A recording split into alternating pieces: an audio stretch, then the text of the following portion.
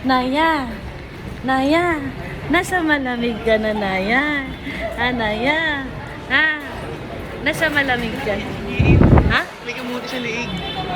Ha? Kasi kagyan mo kasi oh. Saan? Wala. Pinanggal na eh, pinanasa. Bakit? Tulog. Kasundo yan. Kamote pa. Nena, out of na. Ayoko naman ng ganyan lupa.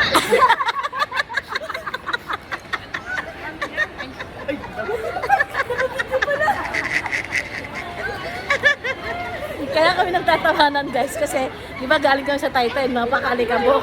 Si JM kasi ang taba-taba, nagkaroon ng libag. Kaya sabi ng girlfriend niya, laban ba naman yan? Ayoko naman ng ganyang lupa. Kaya kami nagtawanan.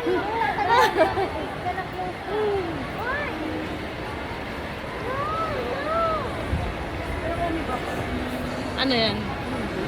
Ay? Hindi, iba. Kala ko, Gusto nila, di nila kinakain yung bawang hindi daw mainit eh. yan ano yung style niyan? Gusto nila yung mainit. Hindi pala siya pangit. Parang yung binili lang natin yung ano. Yung... Bakit? Ay, wala na yung 50% na luggage ko, Jason. Dapat bilhin na namin. Wala akong pera nun eh. Lagi ka walang pera. Kasi gusto ko sana yung Samsonite bumili. Kasi wala akong luggage na roller. May luggage ako pero yung handbag na travel bag. Eh yung may stroller, yung doon kasing gamit ko noon pa 2012 ba? Ako nakapagbiyahe. Wala na, syempre sira-sira na. Eh kahit wala akong biyahe, gusto ko sana bumili para kung planong biyahe, may nakahanda na. Eh, na-chain ko naman sa Rustans. Nag-sale ng 50% ang ano. Eh, ang mahal nun. After 20 years ka magbiyahe, Rena? Rimowa. Renoa. Magkano isa nun? Magkano isa? Magkano isa, Jason? Makabot naman natin. Diyos ko, day. Luggage lang 100,000. Uy! Ibili ko na lang ng alahas. Ay! Alahas na lang, di ba, Giselle? Practical.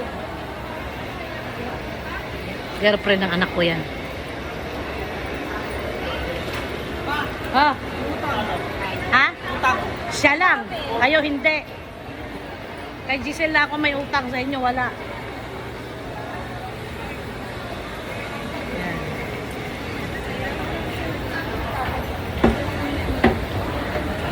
Pupunta kami ng Uniqlo. Kasi bibilhan ko si Giselle lang.